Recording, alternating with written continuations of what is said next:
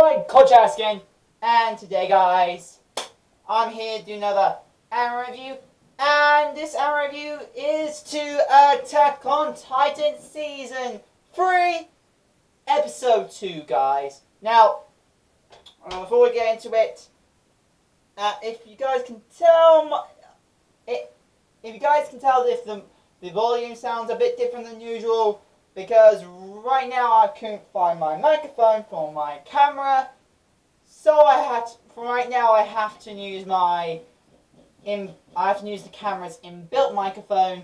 So the quality sound, if the volume sounds different to how most of my videos are, it's because of that. I'm using the inbuilt microphone that's in my camera. So unfortunately, sorry for that. If you find that a bit of a bother, but I'll try to find my microphone for next time. But right now I need to search for my room, which I don't know. It means I have to clean up my room to even find it. But anyway, let's get away from that. Let's get into the review of Attack on Titan Season 3, Episode 2. So it obviously starts off from where we left off from the last episode, with Levi versus Kenny. And I've got to say, oh god, this fight's animation was so fucking good, like top quality shit. Like, I remember, yes, if you guys remember this last episode, I did say the animation seemed a bit down, but it looks like they buttoned up the animation 10 times better from last week's episodes.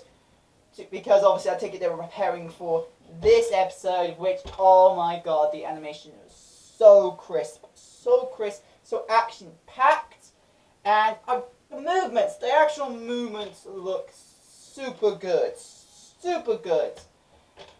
and I've got to mention this, the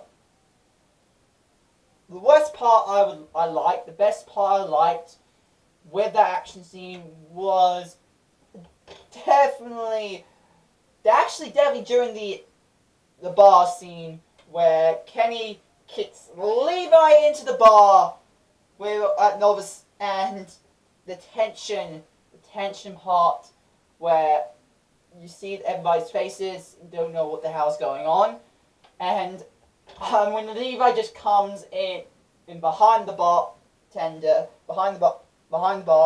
he shoots the gun to pretty much knock Kenny off balance. Now, obviously, Kenny doesn't die, which obviously, because I believe he's not going to die this quickly, but just gotta say, damn, just that scene was intense. Now, unfortunately, during the struggle, Historia and Eren did get successfully captured by Kenny's gang. Now, we do find out some information during the point where Levi's squad was able to get someone on their side, who we find out one of the people who were harassing or trying to capture Eren and Historia before, like some of the goons that were trying to capture them. Obviously, they end up capturing Armin and John. They end up catching them instead. We find out one of the people who tried to capture them were was a guy that we know from season 1. Who tried to get his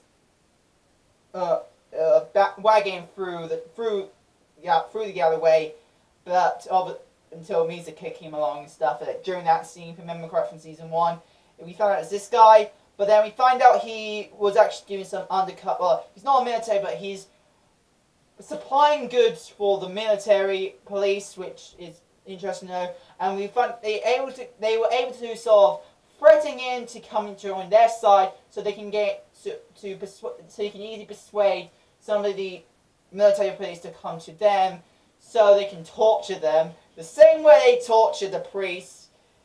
To get information of why they want to capture Historia and Eren. Now, we get information on why. No, at the end, the first person we see getting tortured, he he didn't give up. He took the torture. He didn't give up. What ends up making him give up in the end was that one of his members, one of his men, just instantly give up when they had one of the nails peeled off. So they revealed the information to him, and obviously they let him have a better cell, I take it. Because of that, after the story that he revealed the information, revealed a lot of information, obviously he gave up and revealed the information to them, telling why they wanted Historia and Eren, well, mainly Historia, from what we know. And we find out about the true succession of the royal family. And we find out that Historia is the true successor to the royal family. She is the true successor. She's supposed to become the next queen. She is supposed to become the next queen. Which, wasn't she supposed to be a bastard? Wasn't she supposed to be a daughter of a prostitute? Like a lady in waiting? Wasn't, or, you know, wasn't she supposed to be a bastard child of the king? That's what I'm wondering. Okay, because I do know the only royal family members who ain't got any bloodline right now is unfortunately female. So that's part of the reason. But obviously they don't care who takes on the throne. No matter if they're male or female, they have rights to the throne. But obviously Historia, she's supposed to be a bastard child. She's supposed to be a bastard illegitimate child. She's supposed to be a bastard child. So obviously, usually in any form of royal status, except now in the UK we're doing better now, but obviously, usually when it comes to royal succession, a bastard is usually not supposed to take on the inheritance to succeed the throne, unless some special conditions happen, like either the main head of the family accepts this person to be part of the royal family and accepts that this person is their true successor,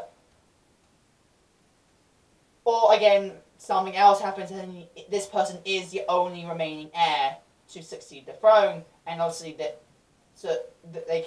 can succeed the throne. That's the only way a bastard child in most royal families can succeed the throne, is that the actual head of the royal family completely accepts them as their child and accepts that they will be the one to take on the throne. They actually completely accept it, and or there is no other successor. That's the only way a bastard child can succeed the throne. But then when we do hear that she is the true successor to the throne, the true successor to the throne, the true successor of the royal family, it gives us the impression that was there a possibility that her birth even she thought she knew, was a lie?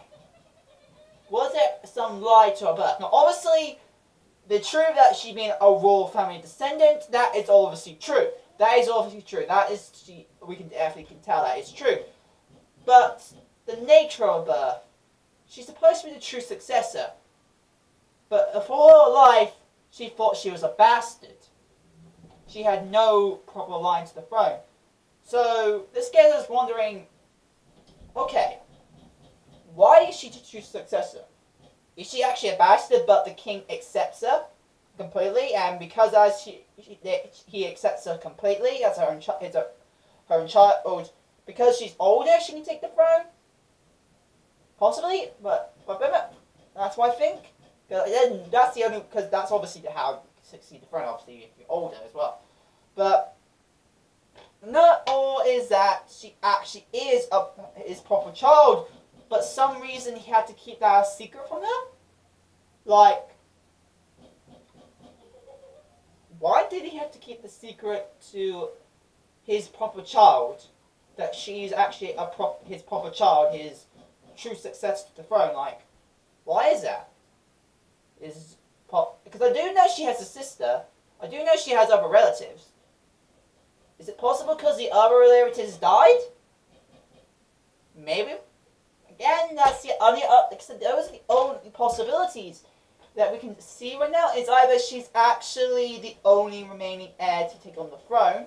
That means any other royal family including her sister, died. Or she's actually a proper child of the royal family, and for some reason her true birth got hidden from her for some reason. And obviously, for most of us, she thought she was a bastard. And the third option, obviously, is the king fully accepts her as a daughter and accepts that she'd be the right heir to the throne because she's the oldest one. I don't know, but we do find out that Historia is the successor to the royal family, which is interesting to know. But to the Rosa royal family, but it does get me wondering. Why is she the true successor? What happened? What makes her the true successor? Why is a bastard, or a proclaimed bastard, a successor to the royal family? Why? That gets me wondering. I know, by the way, for people who don't know what bastard means, because I know there's actually a lot of people who don't know what bastard means. Bastard means the child born outside of wedlock. In other words, you're born out when your parents are not married. So that means majority of 21st century children are either bastards because most, especially in the UK, we have children quite at a young age. So and usually when we're about 18, we don't get married yet. Most of us don't get married yet until maybe actually in late 20s, or maybe late 20s. Most of us don't get married until that point here in the UK. But we do have children at a very young age. A lot of us do have children at a young age, but obviously that's outside of getting married. That makes these children, unfortunately, bastards, which obviously. I'm just mentioning that there. So that's how a bastard child works. For anybody who doesn't know what a bastard is a child born outside of wedlock. That is what a bastard is. Even if your parents do end up marrying, if you're born before your parents got married, you are still a bastard. Like me, I'm a bastard. I was born outside wedlock. Before my parents got married, I was born before they were married. They got married when I was 10. I was 10 when they got married. So this shows you, I know I'm a bastard from a very young age. So, obviously the word bastard doesn't get used because obviously the offensive term what bastards get used for unfortunately very bad reasons. Like they shouldn't be not using it like that because this is what I just said is the true meaning of bastard. But yeah, I'm a bastard, but anyway, let's get into back to it. So, like I said, getting into the question: is Historia really a bastard or a proper, full-blooded true successor? It just gets me wondering: what blood succession does she have? What blood connection does she have to the royal family? Is she a proper bastard, or is she a actual legitimate heir, legitimate heir? Fully born in wedlock, nothing supposed to go wrong except there is some secret that they have to keep from her, so they have to make her think she's a bastard. I don't know, something. But this gets me wondering what makes Historia the true successor to the Rose royal family. So yeah, now other things I got to mention. Oh yeah, Armin. Armin. He got his first proper human kill. His first time killing human, and you can definitely tell his facial reaction. Like even Jean, because during this point, Jean was hesitating. He couldn't reshoot this girl who is obviously the part of the enemy. He couldn't shoot her, but Armin, obviously by saving his life, because she was about to shoot this girl was about to shoot Jean, but obviously Armin goes in and actually kills her to save Jean. but obviously that left some form of mental scar on Armin. He's now realised that he just killed someone. He fully realised he just killed someone, and he now feels like he's not human. But then Levi goes and tells him, "You now have to accept that you got blood on your hands, but you did this to protect your comrades. So you remember that. Just remember that you've done it to protect the comrades." And they somewhat accept it, but obviously they still feel that emotional scarring that just happened right in front of them. Armin, well, John seeing a dead body, and Armin also taking that life. And he starts to realize the feeling that Misaka and Eren went through, because don't forget, at a very young age, Misaka and Eren have already killed people. Real life people. Eren and Misaka have already killed 2 real life people. So just mention that there, guys, and just to mention that right there, they have killed before. That's part of the reason why Misaka doesn't feel as worried, because obviously she has killed before and she knows why it needs to be done. But Armin, he has never killed anyone. He's always been this innocent person, mostly innocent. So obviously once he actually killed someone properly, he starts to feel like, "I finally got blood on my hands. I'm no longer innocent." To see his facial reaction to that was very. I feel sorry for Armin, but again, I understand why he did it, and he has to accept that. And overall, again, just because the animation was better, completely better to the last week's episode, and I just can't wait for the next week's episode. And guys, that's my anime review to Attack on Titan Season 3, Episode 2, guys. Hope guys, okay, go and chat fans today. If you guys want some female, go to the down below. My address there, and yeah. And also guys, if you want to follow me on Facebook, Instagram, and Animino, these are searches you must do. On Facebook and Animino, just search Connor Travis, the same name as my channel. And if you want to find me on Instagram, it's at Connor Travis 1998. Anyway guys, hope you guys, okay, comment, subscribe, and I'll see you guys there. Bye guys!